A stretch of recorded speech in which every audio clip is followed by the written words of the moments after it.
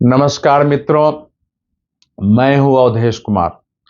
मैं अभी महाकुंभ की यात्रा से वापस आया हूं दिल्ली और आपसे बात कर रहा हूं। वहां जो अनुभूति हुई उसको शब्दों में वर्णित नहीं किया जा सकता है। और नेताओं के बयानों के विपरीत पूरे देश से लोग और प्रयागराज जो कि तीर्थराज भी कहा गया है, वहां संगम में डुबकी लगाने, संगम तक नहीं पहुंच पाते, गंगा में ही डुबकी लगा रहे हैं लोग, उसी भाव से कि मैं संगम में स्नान कर रहा हूं, वापस आ रहे हैं। लेकिन ये इतिहास में पहली बार हुआ है, कुंभ के इतिहास में, कि किसी राज्य सरकार ने अपने पूरे कैबिनेट के साथ न केवल डुबकी लगाई, संगम पर जो तीनों नदियों का संगम माना जाता है, गंगा जमुना प्रत्यक्ष दिखती है और सरस्वती अमूर्त मानी जाती है, उन तीनों की आरती किया हो, उनका पूजन किया हो सार्वजनिक रूप से, और वहां कैबिनेट की बैठक हुई हो और उसमें महत्वपूर्ण निर्णय लिए गए हों। ये ऐसा दृश्य कभी भारत में नहीं हुआ, किसी ने भी साहस नहीं किया। अब स्वाभाविक है कि जब यह बात हुई नहीं और देश में एक माइंडसेट बना हुआ है सेकुलरवाद के नाम पर, क्यों ऐसा करने से तो सरकार जो है एक पक्षीय धर्मवाद पर आ जाएगी, उसको एक धर्म का माना जाएगा, एक धर्म का समर्थन माना जाएगा। तो वैसे मैं धर्म शब्द का प्रयोग नहीं करता हूं, लेकिन चूंकि ये प्रचलित है धर्म उसी रूप में, क्योंकि धर्म हमारे यहाँ किसी पूजा पाठ कर्म कांड किसी देवता को मानने वाले पंथ का प्रतीक नहीं रहा है। ये तो धारयेत इति धारणा, धारयेत इति धर्म, जो धारण किया जाए वही धर्म है। हमारे कर्तव्य का द्योतक था और उसी कर्तव्य में एक हिंदू होने के नाते हमारी निर्धारित थे कि हमको क्या करना चाहिए। लेकिन चूंकि रिलीजन को लोगों ने हिंदी में धर्म कहना शुरू किया, जो है नहीं, मैं कहता हूं कोई पंथ मजहब में ऐसा संकोच नहीं होता है। और अखिलेश यादव जी जो सपा के प्रमुख हैं और इस समय संसद लोकसभा में उनकी पार्टी की हैसियत, खासकर उत्तर प्रदेश में तो पहले नंबर की पार्टी है, लोकसभा में उनकी हैसियत तीसरे नंबर की पार्टी की है। ऐसे नेता इस पर प्रश्न उठाते हैं कि वहां राजनीति नहीं होनी चाहिए, वहां कैबिनेट की बैठक नहीं होनी चाहिए, वो ट्वीट करते हैं, उनकी पार्टी के नेतागण इसका विरोध करते हैं। आप सोचिए कि हमारे यहां कहा गया है कि जो धर्म विरोधियों के बारे में कैसे कैसे शब्द हमारे महापुरुषों ने पुराने गांव गांव में रहा है कि अरे वो तो अधार्मिक है, वो धर्म विरोधी है, वो तो पापी है, उसके लिए पापी शब्द प्रयोग किया गया है। ऐसा हमारे देश के नेताओं को ये कोई धारा ही नहीं कि वो क्या बोल रहे हैं। वैसे जरा धर्म की बात कुछ समय के लिए छोड़ दीजिए। इस समय महाकुंभ में पूरा उत्तर प्रदेश के लगभग हर जिले हर प्रखंड का प्रतिनिधित्व प्रतिदिन हो रहा है। जगह जगह से लाखों लोग आ रहे हैं। देश और दुनिया भर के साधु संत महात्मा ज्ञानी साधक, हर प्रकार की जो जितने हमारे मत पंथ हैं अपने धर्म में, वो सब वहां अपने पूरे मतलब उनका जो भी है जिसकी वो पूजा करते हैं वो है, वो संपूर्ण संसाधन के साथ वहां डेरा डाले हुए हैं। उसी रूप में हो रहा है, पंडालों में प्रवचन हो रहे हैं, लोगों को ज्ञान दिया जा रहा है, वहां लोगों के साधना करवाए जा रहे हैं, मेडिटेशन हो रहा है, योग हो रहा है, संगीत की शिक्षा दी जा रही है, वहां लोगों से प्राकृतिक जीवन जीने की जो है अपील हो रही है। वहां राष्ट्र हमारा कैसे वैभव पर पहुंचेगा इसकी बात हमारे साधु सन्यासी सब वहां कर रहे हैं। वहां अलग अलग लोग आधुनिक संदर्भों में गोष्ठियां भी कर रहे हैं। जैसे मैं दिव्य प्रेम सेवा मिशन के शिविर में था, वहां एक देश एक चुनाव पर को लेकर विचार गोष्ठी हुई, वहां आतंकवाद वैश्विक संदर्भ और भारतीय संस्कृति हुई, भारत की महानता और भाव में हीनता, ऐसे सारे विषयों पर गोष्ठियां हो रही हैं, मंथन हो रहे हैं। और पूरे देश भर से क्या दुनिया भर से जो सनातनी है हिंदू हैं वहां आ रहे हैं। यानी इस भारत की संपूर्ण विविधता वहां है। वहां अलग से जिसको हम आदिवासी कहते हैं, वनवासी, उनकी विशेष उन्हा सम्मेलन और कुंभ का हो रहा है। आप वहां जाएंगे, कोई किसी से उसकी जाति नहीं पूछता, कोई मजहब नहीं पूछता है, कौन कहां बैठ के सुन रहा है, किस पंगत में बैठ कर खा रहा है, कहां डुबकी लगा रहा है। तो जाति भेद जो हमारे यहाँ है उसको खत्म करने के लिए हमारे महापुरुषों ने कैसे कैसे जो है परंपराएं स्थापित किया, और उसके पीछे दिव्य अनुभूतियां रही हैं। वो केवल ऐसे नहीं है कि उतने के लिए कर दिया गया है। कैसे कि वहां कोई जाति गोत्र पूछता ही नहीं है। पंडित जी किनारे बैठे हुए, कोई जाके चंदन करा ले, पूजन करा ले, सबका करना है वहां। अब ये ऐसे, अब वैसी जगह अगर पूरी कैबिनेट नहीं जाएगी तो कहां जाएगी, जहां पूरा देश वहां उपस्थित हो, और कैबिनेट क्या केवल लखनऊ में ही बैठेगी। तो ये तो पहले से होना चाहिए, जो योगी आदित्यनाथ जी की सरकार ने किया है। और जो दृश्य था वो बड़ा लोगों को आह्लादित करने वाला दृश्य था। जब एक बीच में योगी आदित्यनाथ जी थे, एक तरफ एक उप मुख्यमंत्री केशव प्रसाद मौर्य जी, दूसरी तरफ ब्रजेश पाठक जी थे, और सब मिलकर आरती और पूजन कर रहे थे। और गंगा में डुबकी लगाते सबने पानियों से अटखेलियां की, एक दूसरे पर पानी भी किए, और फिर उन्होंने स्नान किया। ये बात ठीक है कि बहुत लोगों को उन्होंने बताया कि सिक्योरिटी के कारण लोगों की समस्याएं बढ़ गई, ये सब हुआ, ये सब कठिनाइयां आई हैं उसके, इससे मैं इनकार नहीं कर सकता हूं। लेकिन इसका विरोध करना, और जो कुछ वहां हुआ है, कैबिनेट की बैठक भी जो हुई है, वो कोई ऐसा नहीं था कि बिना एजेंडे के हम बैठ गए हैं।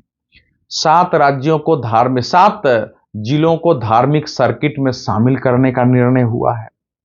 जो ये हमारे धर्म के क्षेत्र हैं, चाहे प्रयागराज हो, वाराणसी हो, अयोध्या हो, आपको मिर्जापुर हो, विंध्याचल का, इन सब के लिए सड़कों की, इंफ्रास्ट्रक्चर की कैबिनेट ने उसकी प्रस्तुति दी है। निवेश के फैसले हुए हैं वहां, अलग अलग ऐसे फैसले हुए हैं जिसमें अध्यात्म और आधुनिक संदर्भ में आर्थिक विकास, ज्ञान, मेडिकल कॉलेज की बातें, सीट बढ़ाने की बातें, ये सब बातें सरकार और पीपीपी मॉडल, माने पार्टनरशिप, पब्लिक सेक्टर और सरकार दोनों के मॉडल पर शिक्षण संस्थान, मेडिकल कॉलेज, अस्पताल विकसित करने के निर्णय हुए हैं। उन सब निर्णयों का पालन हो तो हमारा देश कहां से कहां पहुंचेगा। हमारा देश जो कभी सोने की चिड़िया कहा जाता था, दुनिया में वाकई विश्व गुरु था, उस समय आर्थिक रूप से भी हम विश्व में सबसे शक्तिशाली थे। दूसरे देश के विद्वानों ने शोध करके बताया है कि अंग्रेज आने तक ही नहीं, 1857 तक दुनिया में सबसे ज्यादा जीडीपी हमारी थी, विश्व व्यापार में हिस्सेदारी हमारी थी। वो किस आधार पर थे, उसका एक उदाहरण लीजिए। अगर कुल इस समय जब मैं आपसे बात कर रहा हूं तो 11 करोड़ के आसपास लोग प्रयागराज में आ चुके हैं। 13 से महाकुंभ आरंभ हुआ है। 11 या 12 दिन बीते हैं, 12 दिन बीते हैं, 11 बीता है, आज 12वां दिन है। आप सोचिए 26 फरवरी आते आते संख्या कितनी पहुंच गई, 40 करोड़ लोग। कुछ लोग वहां अस्थायी रूप से रह रहे हैं। जो साधु संतों के डेरे हैं उसमें कितने टेंट लगे हैं, कितनी उसके लिए इंफ्रास्ट्रक्चर में आप जाएंगे, कितने जो है फ्लाईओवर बने हैं, क्या क्या सड़कें चौड़ी हुई है। देश भर के जो टूरिस्ट कंपनियां हैं जो सर्विस देते हैं, उनकी गाड़ियां जा रही है, कोई जगह खाली नहीं है, किसी को काम तलाशना नहीं पड़ रहा है। सारे रेल भर भर के आ रहे हैं, बसें भर के आ रही हैं, होटलों में जगह नहीं, धर्मशालाओं में जगह नहीं, छोटे छोटे रोजगार वहां लोगों के चल रहे हैं। तो आर्थिक दृष्टि से भी आप देखिए इसका कितना बड़ा असर होता है। और जैसे वाराणसी का डेवलपमेंट हुआ तो गोवा से 10 गुना ज्यादा लोग वाराणसी आ रहे हैं। अब मोटा मोटी आंकड़ा यह आ रहा है कि 22.5 करोड़ के आसपास, 22 करोड़ से ऊपर लोग वाराणसी में आए हैं। 13 करोड़ के से ज्यादा संख्या अयोध्या में पहुंची है, क्रॉस कर चुकी है, वो 16 करोड़ तक भी जो है तो पहुंच सकती है। तो ये स्थिति है। अब आप सोचिए इन शहरों में इतनी संख्या कभी जाती थी, और जब जाते हैं तो उसके अनुसार सब चीज विकसित होता है। कोई भी ऐसा आर्थिक क्रियाकलाप नहीं जो इनके कारण नहीं होते हैं। और आप शादी विवाह में किसी एक दिन सामान खरीद सकते हैं। धर्म ऐसा क्षेत्र है जिसमें कपड़ा आपको प्रतिदिन लेना है, फल, पुष्प, अक्षत, चंदन, धूप, दीप, दीप के लिए घी, तेल, तो ये सब आपको प्रसाद चढ़ाने के लिए मिष्ठान जो भी चढ़ते हैं वो सब आपको लगभग नियमित खरीदना है। तो लोगों ने ये भारत की परंपरा का महत्व समझा नहीं था। ये केंद्र में नरेंद्र मोदी सरकार और प्रदेश में योगी आदित्यनाथ की सरकार ने समझा है, इसीलिए विकास और विरासत का नारा देते हुए वो विकास कर रहे हैं।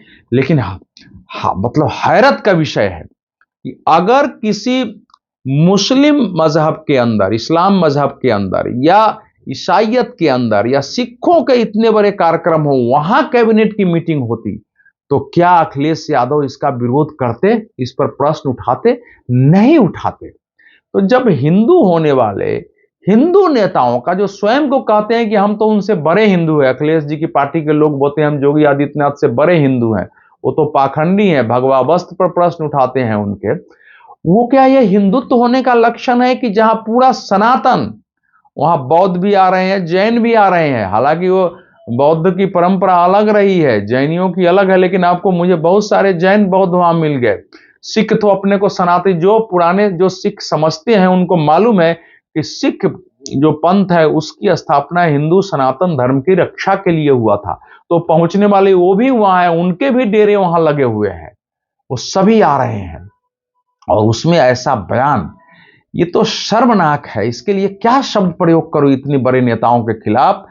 और इससे पता चल रहा है कि सेकुलरवाद के नाम पर हमारे नेताओं के अंदर कैसे विकृत विष भरे डाले गए हैं कि जहां कैबिनेट को होना ही चाहिए था, जहां कैबिनेट की मीटिंग होनी चाहिए, जहां 24 घंटे मतलब आप समझिए कि मंत्रों की ध्वनियां जहां निकल रही हो, जहां सब आदमी एक दूसरे के खुशहाली के लिए प्रार्थना कर रहा हो, जहां नदी में स्नान करके मान रहा हूं कि हमने जिसे जो अपराध पाप हुए हैं वो मिटेगा नहीं, वो मिट जाए, अब से हम अपराध पाप नहीं करेंगे, हम पुण्यात्मा बनेंगे, ये कह रहे हैं कि आज से हम पुण्य का काम करेंगे। बहुत सारे वहां सन्यासी बन रहे हैं दीक्षा लेकर के कि हम पूरा समय समाज, राष्ट्र और धर्म के लिए लगाएंगे। ऐसे वातावरण में कितने कितनी आध्यात्मिकता होगी, कितनी दिव्यता होगी, कितनी शांति होगी। वहां अगर नेता नहीं बैठेंगे, कैबिनेट नहीं बैठेगी, वहां निर्णय नहीं होंगे, ऐसी जगह पर ही निर्णय होने चाहिए थे, तभी भारत महान बन सकता है। जो भी नेता इस पर प्रश्न उठा रहे हैं उनके लिए किसी भी शब्दकोश में शब्द ढूंढना कठिन है कि उनके लिए क्या कहा जाए। अब लेकिन मैं यही कह सकता हूं कि हमारे हिंदू धर्म में क्षमा का भाव है, सनातन धर्म में उनको क्षमा करना चाहिए कि ईश्वर उनको क्षमा करें, क्योंकि आज लोग भूल गया है कि पाप और पुण्य क्या है। धर्म के काम को अगर आप मानते हैं कि ये गलत है, ये हमारे संविधान के विरुद्ध है, तो इससे बड़ा पाप, इससे बड़ा राष्ट्रीय अपराध कुछ हो ही नहीं सकता है। अब अखिलेश जी और उनके लोग और बाकी नेता इस पर विचार करें कि जो लोग भी इसका विरोध कर रहे हैं वो अपने को किस पाले में मानते हैं। वो धार्मिक है, अधार्मिक है, वो पुण्यात्मा है, पापी है, वो क्या है वो तय करें और आप और हम भी तय करें और उसके अनुसार अपनी राजनीति की दिशा निर्धारित करें। बहुत बहुत धन्यवाद मित्रों, अपनी प्रतिक्रियाएं से अवगत कराते रहिए और हमारे YouTube चैनल को अवश्य सब्सक्राइब करिए। मैं बीच बीच में आपके सामने उपस्थित होता रहूंगा।